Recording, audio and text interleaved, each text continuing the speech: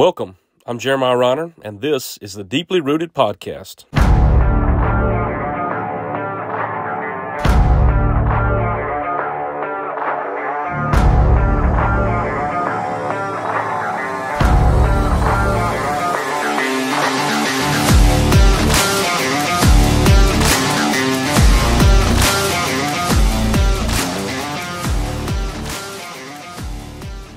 Welcome to the Deeply Rooted Podcast. Brand new episode here, brand new year 2024. Looking forward to all things deeply rooted. We're coming off the heels. Been a while actually for a new episode since we finished up our Deeply Rooted conference there in November of 2023. Took a little bit of a hiatus. Enjoyed all the Thanksgiving and Christmas and New Year and getting into the new year now. So excited about all things deeply rooted. Made some changes.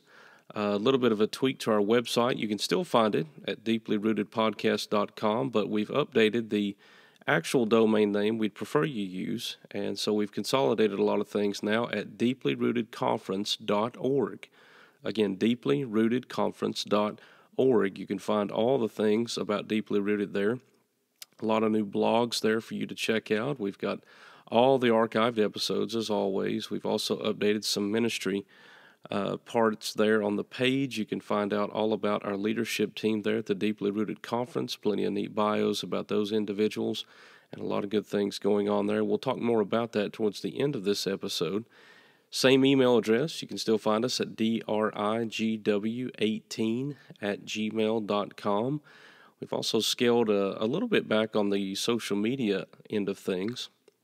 I went ahead and I ended the Deeply Rooted podcast page. It's just going to make things a lot easier on my end to balance some things out pastorally, family, all that fun stuff. And so the best thing to do would be to find us on all of our Deeply Rooted Conference platforms. We've got Deeply Rooted Conference on Facebook. We've got it on Instagram. We've got it on X. Just a host of different things. Follow the guys there that lead on the Deeply Rooted Conference. Most of those guys have multiple social media outlets, so you can find them there. So a lot of new things there on that end, and new things to pay attention to this year. Last year we had a really neat episode to kick off 2023. It was simply called 23 Things in 2023, and we had a lot of great feedback on that. I wanted to do another one this year. I was excited to dig my heels in on a lot of this research, and so in no particular order here, just simply piggybacking off of last year, here's 24 things for 2024 that we can be paying attention to. Number one, voting. And yes, more voting. More than 70 elections are going to be held this year for over 4.2 billion people who are eligible to vote. That's the first time ever in world history that over half the global population is actually going to be eligible to hold a major election for officials and heads of state. So this is going to be a fascinating year for elections, including our country, the United States. Lord willing, we'll be voting on a president in November of 2024, so we are in there along with many of the other great nations of the world. So lots of things to pay attention to in the election processes around the world. Second, we're going to be hosting the Olympics this year again. Paris, France is going to have that honor. That's going to be July 26th through August 11th, so pay attention to that. Not sure what network is going to be carrying that. I know in times past we've had that on NBC. Not sure if they're going to continue that as well. You can probably find that out on that big Google machine there. But again, July 26th to August 11th, the Olympics, Paris, France. And sadly, I hate to bring this up, but just let's pray for that event. I know Paris in times past has been the target of a lot of terrorist activity. I'm sure they're ramping up security like wildfire right now, so let's just hope that everything goes off smoothly and we can just celebrate good athletic accomplishments there in July and August. Number three, spinning it a little bit more here, there's going to be a lot of Supreme Court drama coming up soon. There's going to be a case that's going to be argued in the spring. It's likely that the ruling will come down somewhere, experts believe, by around late June. The court's going to hear a case over a disputed medication that's used in most of the common abortion methods in the United States. This is actually the court's first abortion case since the overturning of Roe versus Wade last year. Mifepristone, if I'm pronouncing that correctly, is actually the drug. It's made by Danco Laboratories, It's one of only 2 drugs used in medicated-aided abortions. It actually accounts for more than half of all abortions in the United States. Very sad. Research says that over 5 million people have used this medication since 2000. So this is I'm not going to call it a landmark case, but certainly right up there as something that could have some major effect in the abortion industry in the United States. Again, be looking for the outcome of that somewhere around late June. Number 4, it's party time. That's right, conventions in America, they are ramping up. You've probably already been paying attention to primaries and caucuses. Those are all going to be going on between January and June. All sorts of fun for Republicans and Democrats and every other party out there that's getting in on the action. There's a search for a presidential candidate for 2024. That's what they're after.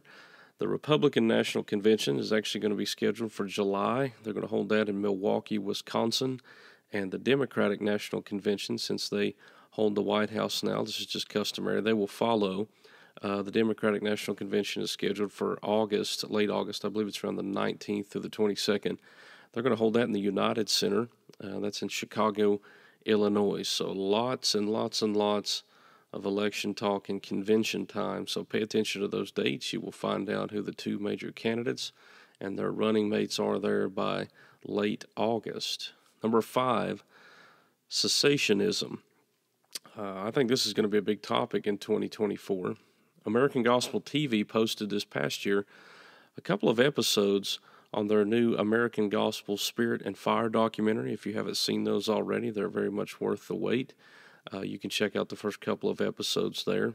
They're mainly keying in right now, and it looks like the upcoming episodes should be dropping somewhere around April or May, and they'll probably continue through the summer. They're highlighting the New Apostolic Reformation. They're highlighting things at Bethel in Redding, California, and some other areas like IHOP and different places around the United States and globally, obviously, that deal with the extreme charismatic movements. You're also going to see G3 hosting their cessationist conference October 3rd through the 5th. They're actually going to host that at Grace Community Church, so they're partnering there with the guys at Grace Community out in California. And so it seems like lots and lots and lots of talk here about cessationism. Will be interesting to see the fallout and discussions, a lot of these 2 endeavors. And I don't know, it's very interesting to see the struggle there going on right now between the 2 camps in cessationism and those that are continuationists. So we're going to see how that pans out this year. Again, the American Gospel Spirit and Fire documentary. You've also got G3 Cessationist Conference coming up in October. So something to pay attention to there. We'll see how that all unfolds. Number 6, speaking of Grace Community Church, they're going to be hosting their Shepherds Conference this year, March 6th to the 8th. That's coming up right around the corner. And the reason I bring it up, really love the topic this year at Grace Community Church. It's called Truth Triumphs. And man, if there is ever a time that we need to be hammering down on absolute truth, today is that day. And so looking forward to a lot of great teaching and preaching coming out of that conference. You can find that online. They're already booked up, obviously, but keep an eye out for those live streams and subsequently the ones that they'll be posting after that. Again, the topic this year, Truth and Triumphs at Shepherds Conference, Grace Community Church, March 6th through the 8th. Looking forward to hearing some really, really good stuff out of that one. Number 7, Look Alive. There's some contrary documentary coming out as well. It's called God and Country. It's produced by Rob Reiner. You'll remember Rob Reiner from yesteryear television probably. He's done a lot in the film industry. This is going to be directed by a man named Dane Partland, and I bring it up because it's scheduled to drop on February 16th of this year, so right around the corner. And they are going to be examining Christian nationalism. And if you know anything about Rob Reiner, not to let the cat out of the bag, but he's an extreme liberal. And I dare say that this is going to be spun in a way that it's going to have a very negative light on Christians and probably coupling Christian nationalism with however they choose to define that. I'm sure it's going to be negatively. It's probably going to have a very political spin to it, but look for this to be something of a norm going forward, to target Christians and grouping them simply in a Christian nationalist type organization. And so be on the lookout for this documentary called God and Country. Looks like a pretty heavy propaganda piece coming from the left aimed at Christians. Number 8, in the science world, we're scheduled to have a solar eclipse. Total solar eclipse in April. This is actually going to be the last solar eclipse, they tell us, for over 20 years. So make sure you get out there. I think it's early April, if I'm not mistaken. So I'm sure there'll be a lot of talk about that once we get near springtime. So be on the lookout for that. I remember we had one a few years ago, really neat to check that out in midday. Almost looked like a filter was put over, if you've ever chose one of those on your phone or something, but that's kind of the feeling it had. But we're going to have one of those in early April, solar eclipse. So mark your calendar on that one. Be sure to check that one out. Number 9, we're going to have a leap year this year. February is actually going to have 29 days as opposed to 28. I looked it up on the calendar. Sad face here for all of us. It is a weekday, so we've got an extra work day. So sorry, guys and gals out there going to work. We're going to add one more to the list already this year. Don't worry about it, just one, not twos. But we are in a leap year this year, so something to think about. Number 10, staying in the field of science a little bit, looking at NASA. They've got something called the Artemis II mission. It's going to attempt to actually land astronauts on the moon for the first time since 1972 here for NASA. They're going to join a club, these individuals, of only 12 people who have ever walked on the surface of the moon. So if they accomplish that, hats off to them. And I'm sure I've got people out here listening right now that are just pounding the tables saying it's all a conspiracy. Well, congratulations if that's how you feel. We can debate that another day, I'm sure. But either way, it is planned. So whether or not it is real or it isn't, NASA is going to attempt to land astronauts on the moon again. So if you're excited about that, great. If you think it's hocus pocus, well, there you have that too. Number 11, anniversaries. Lots of them this year. Some really neat ones. Facebook is going to turn 20 years old in February. That is so hard to believe. Amazon is going to turn 30. This is also going to be the 110th anniversary of the beginning of World War II that began in July of 1914. So there's a very important date to look back on. This is also going to be the 80th anniversary of D-Day and another anniversary this year, the 75th anniversary of NATO beginning. I bring that one up because previously former President Trump has actually made remarks about his negative views towards NATO. It would be very interesting to see if he were to get the White House again, how he may feel towards dissolving that or maybe dissolving relationships with NATO. So that's something to pay attention to, again, due to elections coming up this year. We mentioned the Olympics earlier.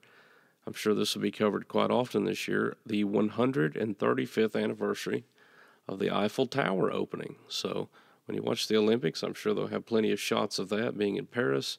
And I'm sure they'll touch on the fact that this is the 135th anniversary of the opening of that art exhibit. Number 12, well, this got a lot of attention recently, and I bring it up because it's going to get a lot of attention coming up, especially in the financial world. It's playoff time, and what I mean by that is college football is going to introduce a new 12-team playoff at the end of the season. They're going to take the highest-rated conference champions, and then all remaining 6 top-ranked teams are going to make it in there.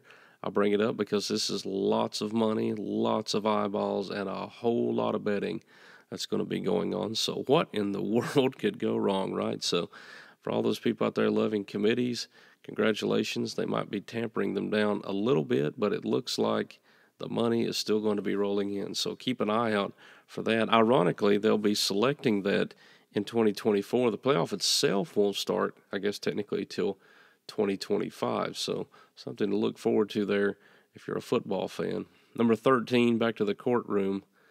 Meta is going to the courtroom. Meta is actually the full name for those that own Facebook and Instagram. Right now, I bring it up because 41 state attorney generals have actually filed suit against this tech giant. 33 states have filed jointly. That was back in October of 2023. And what they're targeting right now is they believe and are trying to accuse Facebook, or Meta, excuse me, of knowing that they were allowing children under the age of 18 to get on their platform. They believe that they were targeting children. They're going after their addictive features, the mental health issue besides this. They're looking at human trafficking and the exploitation of minors for monetary gains. So lots to look at there this year. We'll see how that case plays out if we even get a verdict this year, but pay attention to that. States going after this global tech giant Meta in the courtroom. Sticking with technology, number 14, artificial intelligence. Boy, is this getting a lot of attention or what? The question is, do we regulate it? Right now, social media also somewhat very, very, very unregulated. Right now, artificial intelligence, no stranger to that as well. Seems like it's kind of the wild, wild west right now. Plagiarism, deep fakes. You're seeing a lot of talk about UFOs and workplace situations. Can it be helpful in the workplace to be able to generate text and all sorts of other information and data and coding? And you're also seeing in education. I hear that a lot on my end. Kids basically faking papers. You're hearing that a lot in the music industry. People simply just typing in certain things and generating an entire song. So it's fascinating, especially depending on the strength of your AI that you're utilizing. So lots to see there, where it's going to go, and will it be involved in criminal activity? That's always the question. Again, I mentioned deep fakes and other things that are going on right now with all sorts of technology. So something to really focus on as we move in here early in the 21st century. Speaking of education, number 15, Harvard's president, Claudine Gay, has resigned after backlash over plagiarism. She was actually caught plagiarizing. The president of Harvard University, think about that. This is on the heels, actually, just as embarrassing and frankly pathetic, to be honest with you. Statements that she had made in a congressional hearing alongside other fellow presidents, Sally Kornbluth of MIT and Elizabeth Magill of the University of Pennsylvania. University of Pennsylvania, by the way, and Harvard, both Ivy League schools. All three of these ladies refused to say that anti-Semitic language, even calls for genocide towards Jews, would be unacceptable on their campuses. And I bring this up because you say, well, what's the point of this? Why is this being brought up on here? Well, number one, institutional education, particularly at the top, is clearly on the decline. These institutions of yesteryear that people were trusting, obviously not what they used to be. And number two, and I draw this back to a religious context, the Southern Baptist Convention just a few years ago hammered on the issues of plagiarism with former presidents Ed Litton and J.D. Greear. Ed Litton certainly literally almost verbatim taking messages from Greear, and who knows who else has been doing this as well, and nothing being done. And I pose the question because here's Harvard asking for their president to resign, and she did, by the way, after plagiarism. Here's basically a secular university. And I pose the question, how can the SBC tolerate the exact same problem of plagiarism and simply do nothing about it? Very sad to see that playing out. Again, we'll see what comes of that, and maybe the SBC will decide to actually fix this issue and start reprimanding those that they eventually caught in the pulpit plagiarizing. I mean, blatantly plagiarizing entire messages. So very sad. Number 16, moving into a very sad situation. The conflict is going to enter its third year of war in February, and that's the conflict between the Ukraine and the Russians right now. Hard to believe it's going to be 3 years in February. Seems like that just kicked off the other day. The Ukraine continues to just get crushed under this larger and stronger Russian regime. The questions remain: how will the U.S. continue to handle this? What outcome may be reached this year? Remember, potential changes in leadership. Who knows what that's going to bring about, or even a greater amount of fighting potentially. These nations will be voting, by the way, not just the United States, but others involved in this conflict will also be voting on leadership. So we'll see if this continues or if some of these changes might bring an end to this conflict. And speaking of conflict, staying in that vein of thought, number 17, Israel and Hamas continue to go to battle. The fighting began there in October 28th of 2023. They're now calling that Black Saturday. That's typically the name that's being associated with that day. How will Americans involve themselves in this? We've seen involvement already. How about the Iranians, who seem to be funding some of this as well. So more outcomes to consider in light of potential leadership changes and elections looming. So again, the fighting continues, but a change in leadership, who knows what direction that things may end up there in that war-torn area. Number 18, the not-so-united Methodist Church. The United Methodist Church has actually seen over 7,000, or roughly 7,000, of the roughly 30,000 congregations that they had leave the denomination since 2022. That's staggering. December 31st is actually the established deadline for the process that allowed churches to disaffiliate and maintain their property.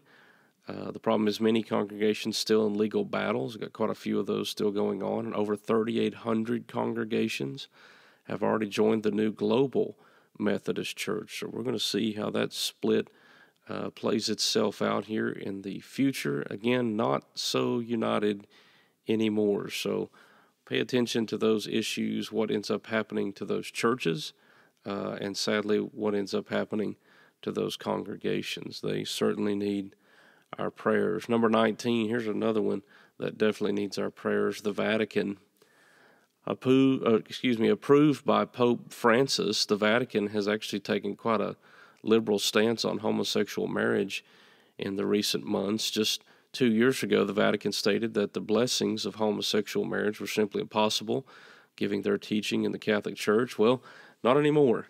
Now they're saying that the Catholic priests may perform same-sex marriage blessings. They're not saying that they can necessarily perform same-sex marriages because they've yet to change their definition of marriage and homosexuality is a sin. However, priests can offer blessings to these couples as long as the ceremony doesn't look exactly like a wedding. I'm not even sure what that means, but that is exactly the wording. Al Mohler actually pointed out in a recent article how no one's really fooled by this, and cites the headline in the New York Times literally the day after, as the Times wrote, quote, and this is from Mohler's article, quote, the headlines in the New York Times stated the case simply and not inaccurately. Quote, Pope Francis allows priests to bless same-sex couples. Reverend James Martin, he's a Jesuit priest and an activist for the LGBTQ regime in the Catholic Church, tweeted out actually the next day after this came down from the Vatican, quote, in short, yesterday as a priest I was forbidden to bless same-sex couples at all. Today, with some limitations, I can. I'm afraid to report it's probably only a matter of time before they continue to cross more bridges there. Very sad. Number 20, impeachment. That's right. January 10th began the impeachment inquiry of Secretary of Homeland Security Alejandro Mayorkas. The House committee is accusing Secretary Mayorkas of failing to secure the southern border and implementing policies which are contributing to more illegal crossings. So I just saw the other day where Secretary Mayorkas literally refused to show up for one of the hearings. So we will see how this all turns about and how it fleshes itself out in the coming days. But something to pay attention to. This could get very heated, particularly with the election looming here over everything. Number 21, Jeffrey Epstein again. I know it seems like we can't move off of this story. A federal judge actually unsealed hundreds of Jeffrey Epstein court documents in a few weeks back. More than 200 records have now been made public, and some of them have shed light on some very significant individuals and families associated with this wealthy trafficker and exploiter. Tennessee Senator Marsha Blackburn, here in my home state of Tennessee, is actually called on the Senate Judiciary Committee to subpoena the flight logs. And so only time's going to tell where this tangled mess ends up heading, but it seems like names are starting to be dropped, so we'll see how this all shakes itself out in the coming weeks and months ahead. Number 22, Radical. That's right, if you're familiar with this book, David Platt is in for what looks like some very radical bad press, to be honest with you, in 2024. There's a documentary being made right now called The Real David Platt. It's being produced and should be airing this year. It's got some very controversial issues of the popular pastor and author. Former church members, leaders, and others are going to be testifying about his what they deemed immoral leadership, some very hypocritical financial methods, some what they call blatant lying about church involvement with larger organizations, particularly the SBC, money spent, and his major push for social justice and woke policies within the church just a few years ago and up into now as well. So if you want to find out more about that, you can actually visit a website they've got called therealdavidplatt.com. Again, that's therealdavidplatt.com. You'll find all the information and a fairly lengthy trailer there for that documentary coming out. So the once very popular and well-read pastor there, looking like he's going to be taking some heat this year. Interesting, this is coupled with issues surrounding other high-profile individuals like Mike Bickle from IHOP. Mike Bickle was accused of some major sexual harassment and immoral behavior this past year.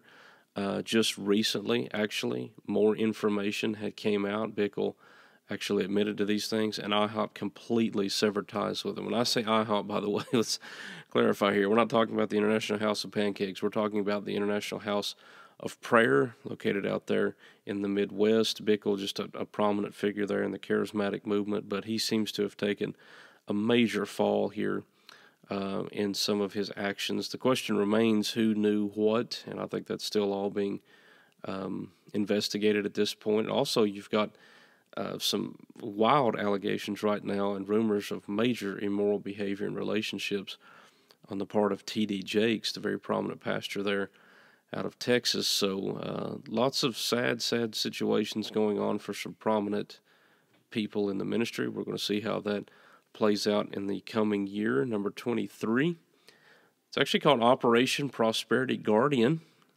January 11th, the United States seized and sank an Iranian ship that was carrying missile supplies to the Houthis. That's an Iranian-backed rebel group. They're Shia Muslims and mainly located in Yemen. And during the operation, we sadly lost what we believe 2 Navy SEALs who were lost at sea. No word yet about them. Not looking good in that endeavor. Not a lot of talk about that yet either. And literally the next day, January 12th, the United States led a coalition of launched airstrikes against Houthi locations in Yemen in response to their attacks on ships in the Red Sea. So the United States has since declared the Houthi as a terrorist organization yet again, and their leadership has actually turned right around and declared that they are, quote, at war with the United States. So something to keep an eye on there around the Gulf area. Again, we've got plenty of fighting going on right now in Israel, but this located right below there. So we'll see how this all shakes out. The major point to be made here is the Iranian involvement in all of this, and we're going to see how the United States and Iranians continue to do business, especially in light of what's happening in Israel right now with the backing of Hamas and now with this Houthi group in Yemen. So lots to keep your eyes on there in the Middle East right now with the United States and their involvement. Again, leadership changes could be coming, and so that will only throw more wrenches into this, and we'll see how that continues to play out in the coming months and possibly years. And last but not least, number 24 in 2024, we say the best for last, folks. November 8th and 9th, Kingsport, Tennessee. We're having our third, good Lord willing, Deeply Rooted Conference. So really excited about this. Had a great time last year in our conference in November. Just a really, really excellent time in the Lord. Appreciate Brother Mike Abendroth and Sean Morris coming down and visiting with us and talking all things Doctrine of Assurance. This year coming up, ironically, we're also going to be talking about, we've mentioned this already with some conferences coming up, but we're going to center our conference on the Holy Spirit. That's actually the title and the theme of the conference, the Holy Spirit. We are pleased to bring in, good Lord willing, we're going to be having with us Tim Challies and Justin Peters. Both of these guys are going to be traveling a lengthy way to be with us here in Kingsport, Tennessee. If you haven't looked into their ministries yet, please do so. Brother Tim and Brother Justin both just tremendous on the front lines there for gospel ministry. They both do some very unique endeavors in what they're called to do for the Lord there. Tim and Justin both just excellent communicators of the Word. I'm looking forward to hearing them and how they handle the topics that we give. You're also going to see the old guard there, I said, and led by our conference Director Justin Bice will be there as well, so looking forward to that. You can find out more information at deeplyrootedconference.org. We should be dropping sooner than later opportunities to buy tickets, so that'll be coming up down the pipe a little bit more once we get everything kind of solidified with locations and prices and all that fun stuff. But it is going to be November 8th and 9th in Kingsport, Tennessee, so you can definitely mark your calendars for that. Again, deeplyrootedconference.org. You can also find it on Facebook, Instagram, X. If you haven't done so already, subscribe to our YouTube channel and on Apple Podcast or wherever you get your podcast and stay up to date. Hey, do us a favor, hit that like button and be sure to share it with other people. That's the best way to get the word out about what we're doing here at the Deeply Rooted Podcast and Deeply Rooted Conference. So, new year, lots of neat stuff to check out, lots of stuff there that you just went over to pay attention to. But first and foremost, just a cheap plug, how about that Deeply Rooted Conference, November 8th and 9th? Make sure, again, you mark your calendar for that. Find us on social media, check out the website, and be a part of what we're doing here. Support us here at the Deeply Rooted Podcast and Deeply Rooted Conference. We'd love to fellowship with you. Got lots of events coming up. Just a reminder, again, January 27th, West End Baptist Church in Big Stone Gap, 12 o'clock noon. Going to be down there with our good friend, Pastor Josh Tompkins. We're going to be having quite a few of those this year, so pay attention for all the things Deeply Rooted equipped. We'll be having some pastor get-togethers as well, so if you are a pastor or you have good relationship with your pastor and you believe that he would enjoy a good time of fellowship with us, again, get on that social media, one of those platforms, and we'll be pushing those things quite a bit this year for all kinds of opportunities to get together, fellowship, enjoy one another's company, and mainly, most of all, uplift the Lord Jesus Christ and what he's done for us. And so, thank you guys again for another episode and tuning in. We're looking forward to what the Lord has for us this year in 2024. I'm really excited about some of the content that we're going to be able to bring you in the coming months. Really looking forward to some of the interviews that we've got lined up. And so be on the lookout as always. But again, subscribe, hit that like button, share that with other people, and we will see you guys next time on the Deeply Rooted Podcast.